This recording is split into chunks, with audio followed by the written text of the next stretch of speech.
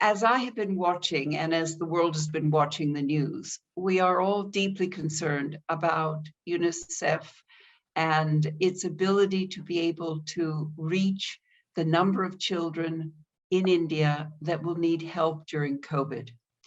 But as the second wave of COVID comes through India, we have an even bigger problem, which is that it's many of the older people that now need help. And so you who are young, you who are in Yuva, you who are thinking about the future, anything you can do to help, to be the warrior of COVID,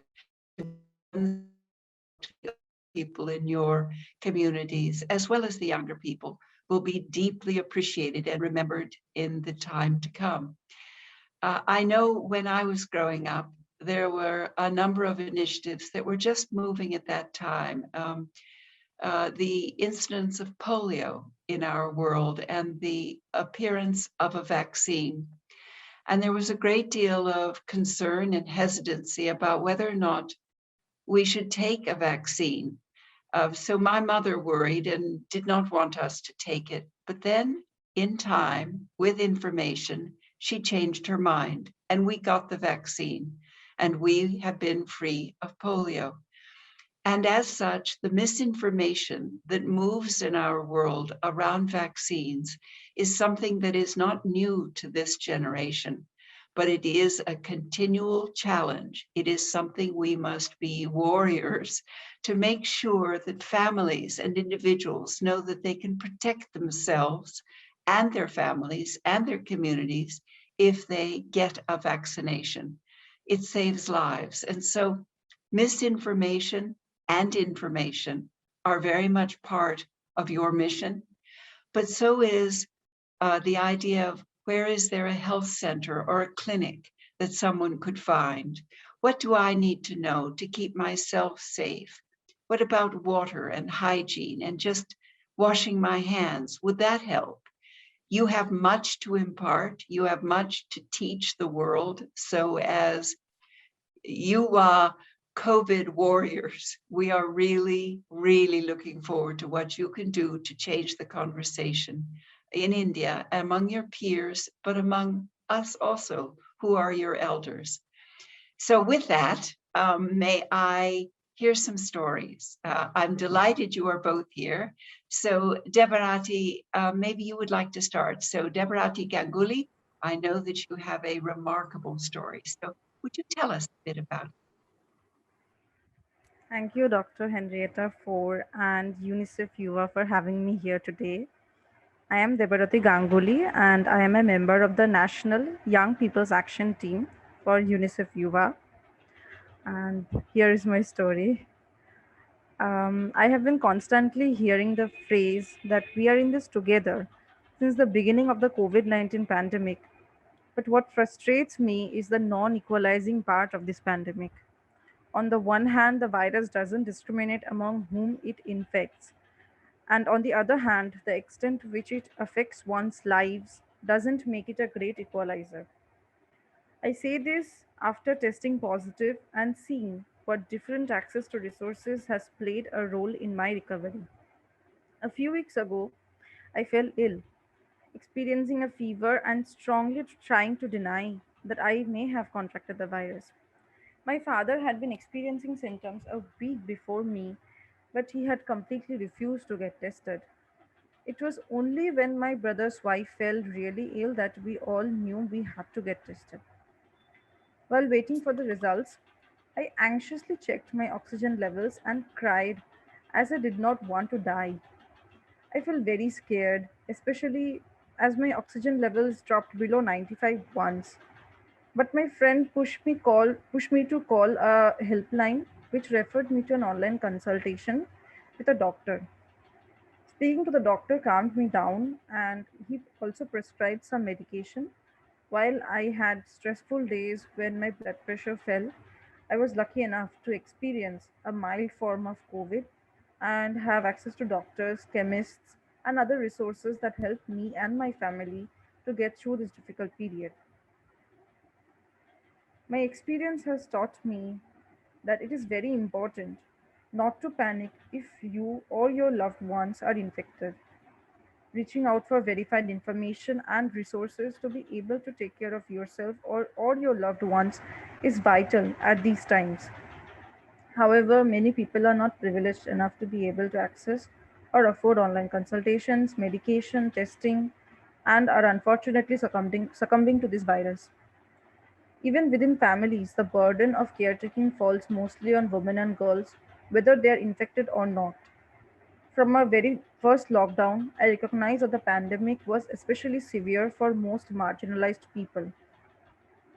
That is why during the first wave, I had volunteered with UNV India for the fight against COVID-19 campaign to spread awareness regarding the virus and how it affects different people differently. For example, the elderly, young children, and people with disabilities. I shared online graphics and videos to prevent stigma for those who are infected with the virus and prevent domestic violence in households. I also wrote articles and a research paper as well on how the pandemic has affected our rural economy. The effect of moving online on many students and workers, especially girls and women workers. During this second wave, because of my own experience, I am focusing on busting myths and sharing resources on vaccination and testing, as well as essential medication. I believe it is the responsibility of young people to be by the side of those who are infected by the virus and are grappling with the effects of the pandemic. We need to create resources, be with each other, and work safely online towards spreading more information, awareness, positive stories, and support for each other. We cannot completely change how the pandemic is affecting our country, but we can all try to make the situation better. As a YPAT member, I look forward to working on the Young Warrior movement with my team members in this fight against COVID 19. Thank you. Debarati, thank you very much. I am so pleased that you have made it through with a mild case of COVID. But what you share about being scared and not knowing where to turn, it was good that you had a friend by your side who encouraged you to get tested and your family to get tested. And it is a really good example of how we can help each other. So thank you very much for reaching out in the communications. And Deborah, let me just ask you one question. If I were in India right now as a young person and I wanted to join UA and be a COVID warrior, would I go to the UReport website or what would I do?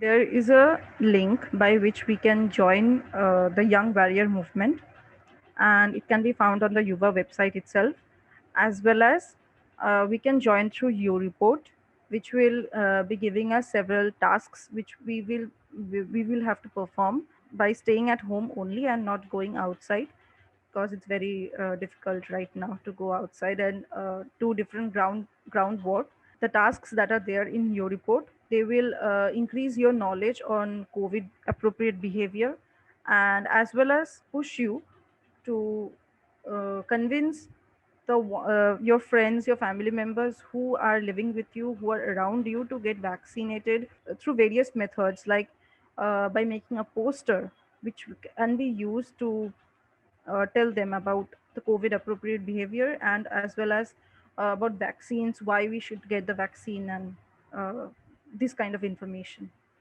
Mhm. Very good. Okay, so UReport website and the UWA and probably also the UNICEF website. So this is a good way to get skills, to learn about civic engagement, to get some skills that can be used for jobs and can be used throughout your whole life. So it has another purpose in addition to helping your community. So very important. And in this coalition for UWA and for being a COVID warrior, we've got more than 100 local organizations within India. So as a result, there are lots of ways to join. So I hope everyone is going to join this COVID Warrior initiative. This is really important. Now may I return to you, Krunal. Krunal, you have been working in your communities. And so would you tell us a bit about your stories and what you're doing? Thank you so very much, Dr. Henrietta, for and UNICEF Yuva for inviting me to speak and share my stories. My name is Krunal Shah, and I'm a YPAT member for UNICEF Yuva. Just like my teammate Debrati, the COVID-19 outbreak impacted me personally.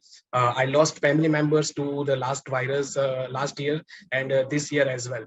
But I know that I'm not alone in this loss, and that we as a country are battling the second wave that significantly impacts our lives and our well-being. While everyone has been trying to contribute in their ways, be it by staying home or helping those in the need on ground, I found strength through my fellow National Service Scheme volunteers and YPAT members to make a change through online and offline activities. During the first wave, I participated in fundraising efforts with Alexa Foundation and collectively raised around 70 lakhs of rupees for the COVID relief. We also distributed more than 20,000 ration kits, served 5 lakh meals, then distributed as many as 5,000 face shields and 30,000 PP kits, gloves and masks to the frontline workers. And after hearing the experiences of my friends and family during the lockdown, I also realized the importance of discussing mental health. Then I and my other teammates launched a Twitter campaign on Fight COVID-19 India and chatted with the experts on how to remain, physically and mentally healthy during the pandemic. With UNICEF, we also facilitated the transit of 100 laborers and arranged training programs and campaigns to fight against COVID stigma as well. I also facilitated online webinars and conversations on education experience for the tribal youth, mental health, and civic action for UNICEF Yuva's Youth Forum. Currently, I'm working on vaccine awareness and encouraging my friends and peers to lead the way for their families.